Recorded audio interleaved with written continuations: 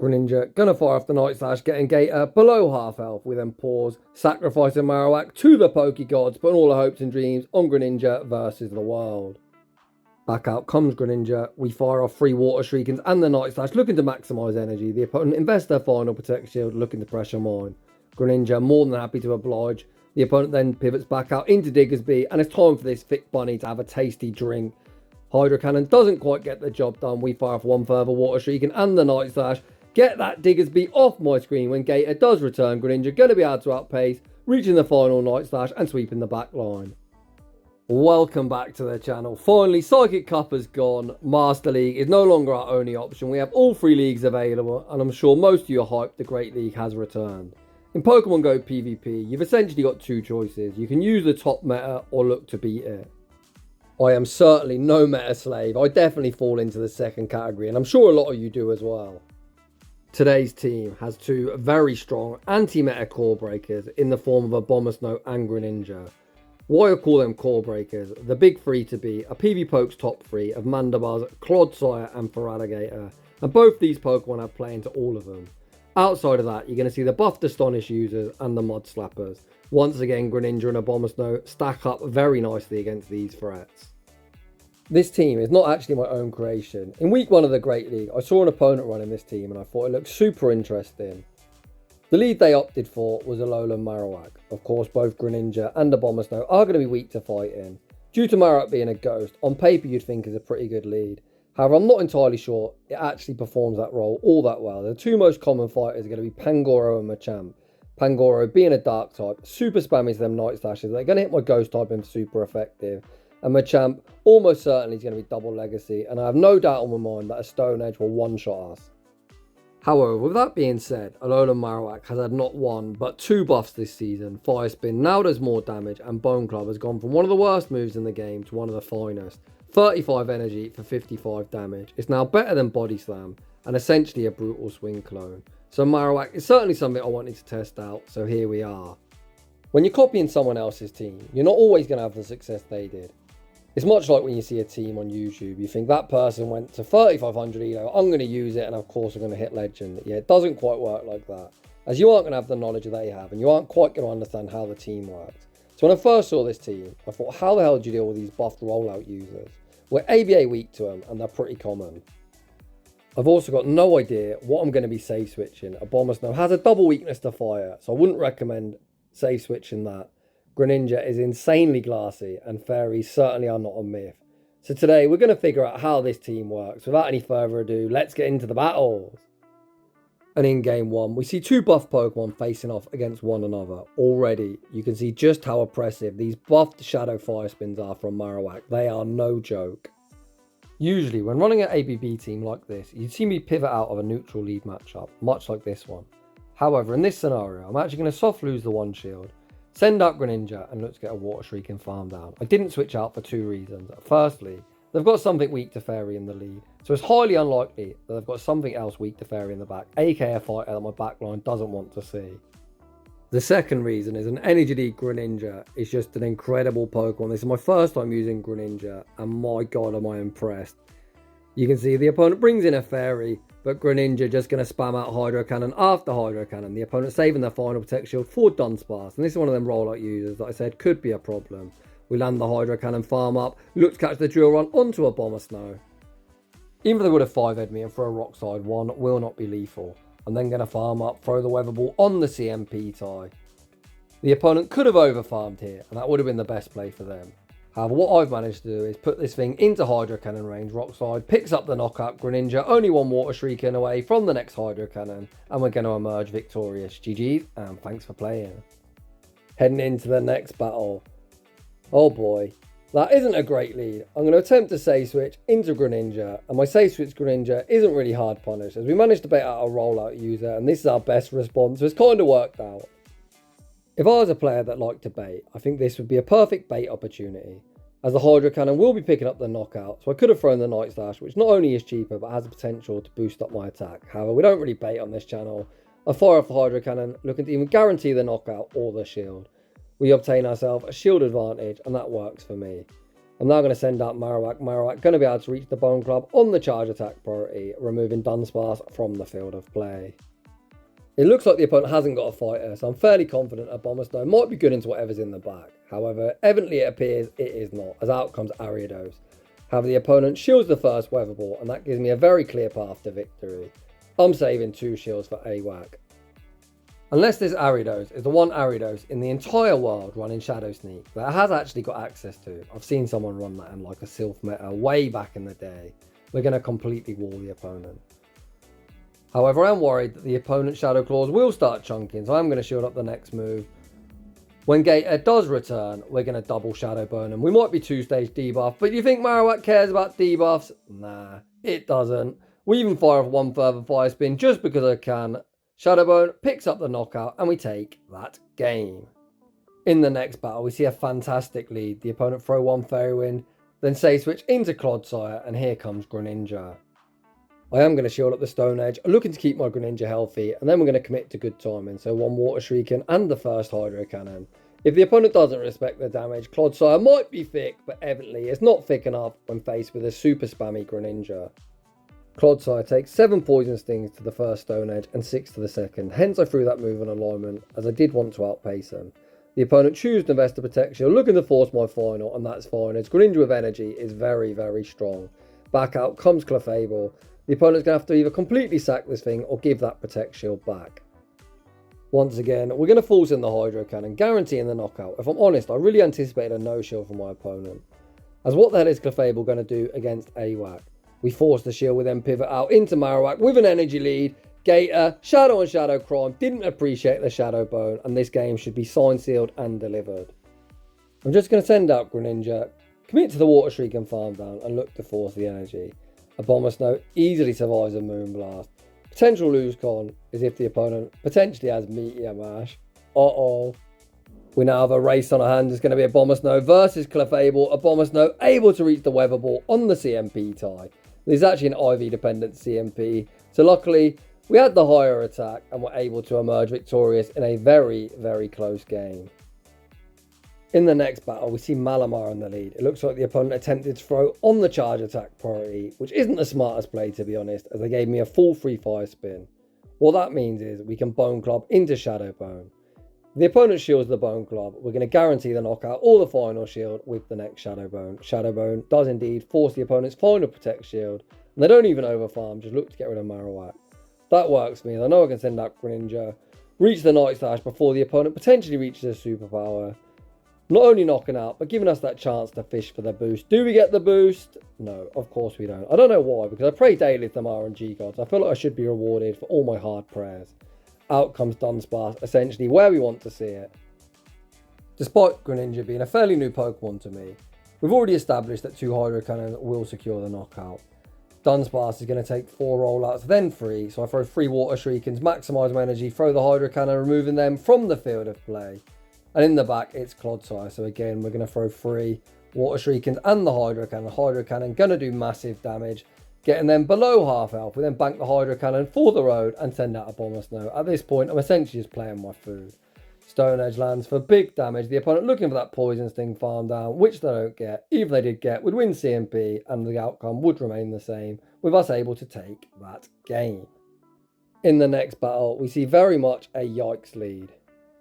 Both A.Marowak and Abomasnow going to struggle into Drapion, and if on the off chance they got Sludge Bomb, Greninja doesn't tank one particularly well. I try my luck catching the crunch onto Greninja, and out comes Jump Bluff, so things aren't looking great by any means. I commit to good timing, looking to force the energy. The opponent actually fire off the energy ball and go for an undercharge. We survive with literally 1 HP and a dream, which enables us to get off to 1 further Night Slash, getting them down below half health. Hopefully this opponent's running Aerial Ace as a second move, because we all know it's a move I call Aerial Ass. Nope, they're running Acrobatics, and ouch, that hurt. We really are going to have to pull off some shenanigans, so I pivot into Abomasnow, trying to catch an Aquatail, anticipating Drapion returning and them instant throw in. But instead, out comes Shadow Gator. That resisted Hydro Cannon does over half my health. Back out comes Drapion, I get bait with an Aquatail, and yeah, I think this game is definitely over. This is only an Aquatail, which we will survive. But yeah, well then with 2 shields, I think this is going to be a loss and not even a close battle. Of course, sometimes you are just going to get hard countered. It is what it is, and I'm going to concede the match. GG's to that opponent. In the next battle, yet another tough lead. We're going to pivot into Abomasnow. The opponent actually opted to stay in, looking for some chip and dip action. Body Slam has been nerfed. Although Abomasnow really glassy and it doesn't do all that much damage. The opponent then sends out Carbink. Carbink not going to be appreciative of this energy ball. It looks like I won't reach the second energy ball, so I'm just going to set off a weather ball. Weather ball won't be lethal, but we'll put them fairly low. This silly butt plug has currently thrown 6 rocks. It's 10 to the power gem. The opponent commits to the power gem and actually get DRE. You've got to be kidding me. The inconsistent game mechanic cost me almost all of my HP. However, luckily for me, Greninja is very good into the remainder of the team, and the opponent throwing alignment, giving me a free water shrieking, which is something you never want to do against such a spammy Pokemon. I go for the correct 1 water shrieking and the Night Slash, only giving the opponent 1 free turn. Again, we're going to 1 and throw, looking to give this Gator as few free turns as possible. Night Slash forces the Protect Shield, the opponent then banks the Hydro Cannon for the road and pivot out into Gastrodon. I anticipate the opponent no shielding, thinking they caught a Night Slash, but unfortunately they do burn the final Protect Shield. I am going to match shields here. Unfortunately, I'm not going to be able to farm up to a point that I've got a Hydro Cannon and a Night Slash bank. However, this Hydro Cannon will be removing them from the field of play. We then make the catch back onto A.Marowak. The opponent is now energy dry. As long as we survive 3 Shadow Claws, we're going to reach the Night Slash, and from a near impossible spot, we are going to pull off the dub, with Greninja hard carrying the team. GG's. In the next battle, we see another buff Pokemon, Oranguru. I'd say it's a slightly negative lead due to the fact they've got access to Brutal Swing, which is super spammy. I am going to say switch into one of my B types. I'm going to opt for Abomasnow, as Abomasnow is our soft counter with Greninja, of course, double resisting the confusion damage. The opponent actually go for the Trailblaze. This is one of the few times I'm actually going to bait, anticipating the opponent just looking to shield and vamp up their attack. We force a Protect Shield, then fire off the Energy Ball, get that Oranguru off my screen. Out comes Lantern, and Lantern again a massive core breaker. This matchup is greatly improved for AWAC this season, however, and we've got shield advantage as Surf is more expensive and Bone Club is now doing more damage. The silly electric fish used to be straight 6s to the Surf. It's now 7-6, 7-6. Of course, every time you get a move rebalance, you do need to brush up on your counts. You can see there I attempted to catch a Surf onto Greninja unsuccessfully. I burn the final Protect Shield, the opponent then makes the pivot into Mandibizz and I answer with Greninja. As the opponent still has a Protect Shield to hide behind, we've gone from a pretty good spot in the opening matchup to well behind. However, Greninja insanely spammy, just going to fire off Hydro Cannon after Hydro Cannon. Again, we are outside of Aerial Ace range. Aerial Ace gets us low, but the opponent isn't really going to have a good time of attempting to snail farm us down. This next Hydro Cannon will be landing. I'm then going to anticipate the opponent trying to make their snipe. We send out Marowak with the Bone Club locked and loaded. Bone Club picks up the knockout. Back out comes Mandibizz, but the opponent needed to overfarm more than they have. Dark Pulse, of course, does pick up the knockout, but able to survive the snarls, reach the Hydro Cannon, and once again win an incredibly close game. GG's to that opponent. In the next battle, this time we see Dunsparce in the lead. I'll be honest, I haven't really decided how I want to play this. What I do is attempt to catch a Drill Run onto Abomasnow unsuccessfully. That now means we need to tank the Rock Slide to the face, but Rock Slide doesn't do all that much damage after the nerf. I'm just going to fire off the Weather Ball, looking to do some chip damage. The opponent recognises they're unable to roll out farming down, so we have managed to at least put this into a range where it's manageable. I don't like to reveal my third if I can help it, so I send back out Marowak. I'm just going to fire off the Bone Club, looking to remove it from the field of play and see what they've got hiding behind this Dunsparce. Out comes Clodsire. You'd think this is a bad matchup, but it really isn't as bad as you would think. The poison stings are resisted, whereas ground, despite hitting fire for super effective, does not resist fire. We then make the pivot into Greninja, and once again our Greninja is answered by Jumpluff, one of the worst things you can see, as we're forced to go for these Night Slashes, and they really don't do much because Jumpluff is incredibly thick. This battle I play really poorly. I think the correct play here is save 2 shields for Marowak. I actually looked to save Greninja, and why I have no idea. We already know Clodsire has a move bank. This Jumpluff is never shielding these Night Slashes. We fire off one more, it's an easy tank for them. I'm going to bank a boatload of energy, make the pivot into Marowak, and now I'm forced to burn the final shield as I have the Stone Edge bank. However, the issue here is that Bone Club, despite being buffed, isn't going to knock out from here. The opponent can easily tank one, as they do. We are going to be able to outpace to the second, but all they're going to do is shield in return, take me out, and then my Greninja is in an almost impossible spot. Despite having really poor alignment throughout, if I would have actually just saved 2 shields for Marowak, of course these poison things are doing literally nothing, we could have actually won this game. Sometimes in the heat of battle, decision making is quite poor. So learn from my mistakes, and perhaps you could emerge victorious versus that team. In the next battle, we see Gator in the lead. This time I opt to play it a bit differently. I throw 3 fire spins, hoping the opponent throws at suboptimal timing and we catch a Hydro Cannon. We don't make the catch, all we catch is the Ice Beam to the face. My opponent then makes the pivot into Clodsire. However, they give me a huge energy lead. We're able to reach the double Weather Ball, and this second Weather Ball looks like it'll come very close to knocking out the opponent reluctant to shield, and we actually get a Simul KO. So even if I guess wrong and send Marowak back out into that Gator, we have an energy lead and the opponent is dry. I actually send out Greninja, out comes Diggersby, and Greninja is once again core breaking the opponent's back line. I shield up the Scorching Sands as it will do more than a resisted Hydro Cannon. The opponent then makes the pivot back into Gator, and it's time to do what Greninja does best and spam out charge moves at a very alarming rate. Honestly, it feels like cheating just how spammy Greninja is. You see, we land the next Night Slash. I then pause the turn, sack Marowak, putting all my hopes and dreams on the super spammy Greninja. Back out comes Greninja, we throw 3 Water Shriekings and the Night Slash, looking to maximise our farm. The opponent burned the final shield, looking to force mine. I'm more than happy to oblige, knowing Greninja will have enough in the tank to get me over the line. Back out comes the Thick Bunny. I was actually hoping this Hydro Cannon was lethal, but that's optimistic. I don't call it Thickersby for nothing. We fire off 1 Water Shrieking and the Night Slash, as Night Slash will knock out, and with that over farm we're going to be able to outpace Gator, reaching 1 further Night Slash. Greninja probably reached around 7 charge moves in this game, which is absurd, and we take that game. Heading into the next battle, we see a familiar lead, but this one repping the shiny. Of course, shinies do more damage. I'm just kidding, it's just a myth. The opponent throws at really poor timing. I'm always going to shield the first move. The opponent then makes the pivot into the Silly Electric Fish. Of course, Energy Ball will be lethal, but Bone Club has been buffed, so I was really hoping the opponent gives me a shield, and they do. I then try my luck catching the Surf onto a Abomasnow, which is the absolute wall to this Silly Electric Fish. We also managed to rebank our energy on the Marowak, which is always nice, as both Bone Club and Shadow Bone hit very hard against a lot of the meta. I'm going to maximise my energy before firing off the Energy Ball, looking to remove Lantern from the field of play.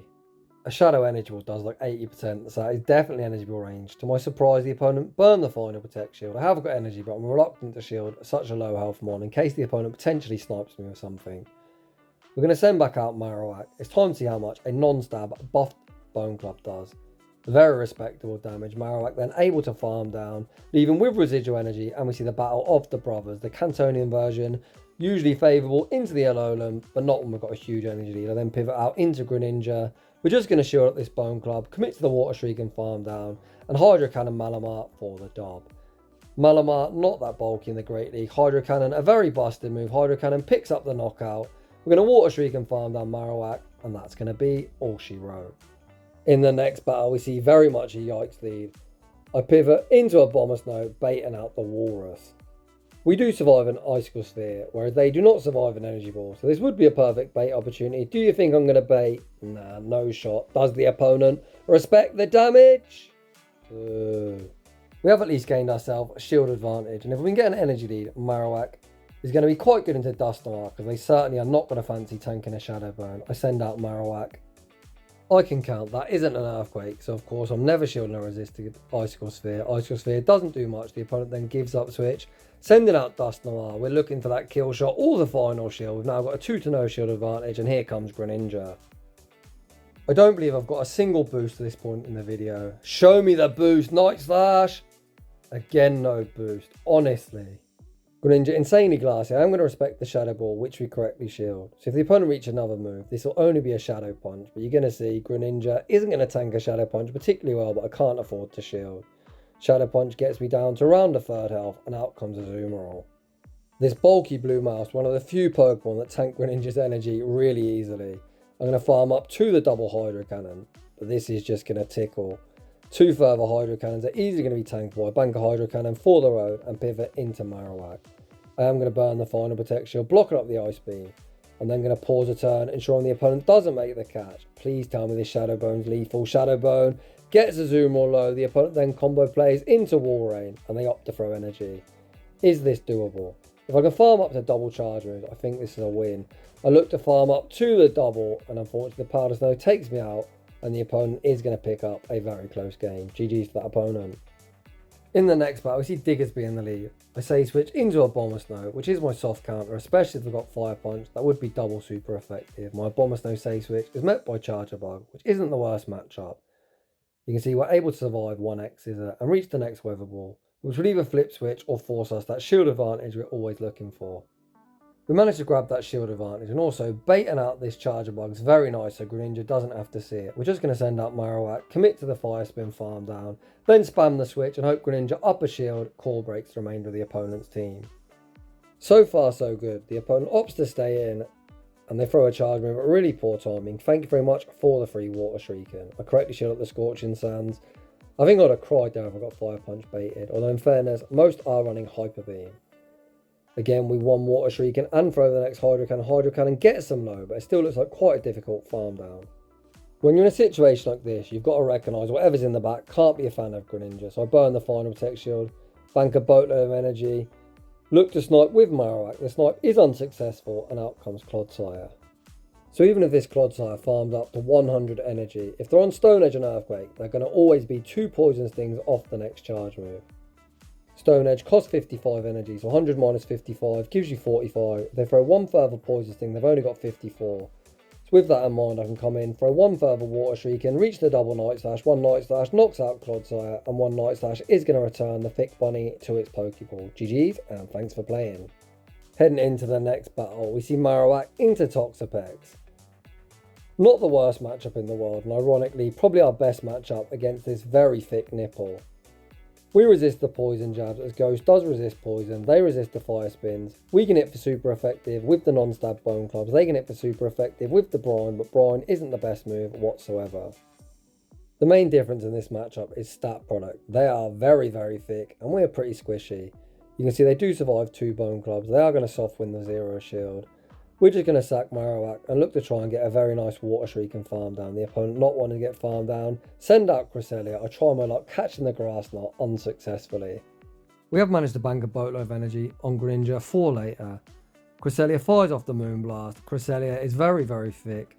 I think double Weather Ball probably the better play, but I just want to get off as much damage as I physically can, trying to put them into Night Slash range. Cresselia doesn't overfarm. They actually just settle for a Grass Knot. You'll then see the opponent intentionally stop attacking, evidently wanting to farm me down with something, but switch timer is 50 seconds. You're just going to knock them out and instantly switch, saving Abomasnow as the 3rd shield. Back out comes Toxapex, Greninja now at 100 energy. Out comes Superior. We really, really need a boost. We haven't had one yet. Can we get a boost now? No, not the first time. We're now going to look for a good timing. So odd numbers. We throw the second Night Slash. The opponent shield quite early. So if we get a boost, this is very, very winnable. Do we get a boost this time? Of course we don't. I think someone's turned the boost lock off on my account. Even the super spammy Greninja not going to be able to reach 2 further Night Slashes. You can see we're not quite getting it. I attempt the Powder Snow farm down. I actually think I transferred the Vine Whip, got knocked out, but either way, we're going to take a heartbreaking loss. In the next battle, we see Shadow Gator in the lead. Again, I try my luck catching the Hydro Cannon unsuccessfully. The opponent farms up a boatload of energy before sending out Sandslash. Sandslash on paper completely walls Abomasnow, but Shadow Abomasnow hits insanely hard. You can see 2 energy balls will actually knock out. I did commit to the second one, looking to force some energy. That commitment's very important because what it means is Marowak can farm down before they reach a charge move. You can see I only partly wait on my clock, anticipating my timer being up and temporarily getting this Gator switch lock against Greninja. Unfortunately, I do make a miscalculation, so I'm forced to shield, but we do manage to catch the second Hydro Cannon onto Greninja. Things are already looking pretty difficult. I am going to shield this up. At the time I thought, should I top left or should I play it out? The opponent actually makes a very nice catch onto Dugong. Again, we need to fish for a boost. However, finally, in our time of need, the boost luck does come in. The opponent again has misaligned the switch timer. The next Night Slash goes unshielded, then make the catch onto Marowak. Our only win con is the opponent throwing an ISO in for no reason whatsoever. I think this opponent actually tried to 2-shield flex me, hoping to post it on Twitter or Discord saying I've shield flexed against Jamie Finn 1415, have a trainer. What you actually did is manage to fumble the bag. I am quite low, so I'm not going for any silly 1 and throw. I'm just guaranteeing both shields here. With both bone clubs, we're going to be able to reach the Night Slash. I certainly shouldn't have won this game, but moral of the story is don't count your chickens before they hatch, and we somehow managed to take a near impossible game. Huge shout out to my opponent giving me a free win. And that is just about going to wrap things up for today's showcase. That was my first time using Greninja, and holy was I impressed. That thing is so spammy and hits so hard. I would highly recommend it, as it is such a quality core breaker in this super boring Great League meta. Despite us having a huge move rebalance, people are using the same 10 or so Pokemon, and Greninja does very well into them. Shadow Abomasnow, much like Greninja, just has such fantastic anti-meta play. It does well into the big 3 on pvpoke, of course, talking about Clodsire, Mandibizz and Gator. Does well into all the buff mud slappers and the common water types you'll always see in the Great League. I also think A.Marowak was a lot better than I expected. I still can't get a head around Bone Club being a good move, but it certainly is now. I think today was a bit of a learning experience for me, as of course this isn't my own team. I just picked 3 Pokemon I saw someone else run. So I hope you enjoyed me trying to break down some of the misplays we made along the way. So if you're enjoying the content, smash that like button. If you're new, consider subscribing if you like your battles featured on my channel. A link to the battle submission form is down below. And as always, a huge thank you to everyone for watching, and I'll see you all in the next one.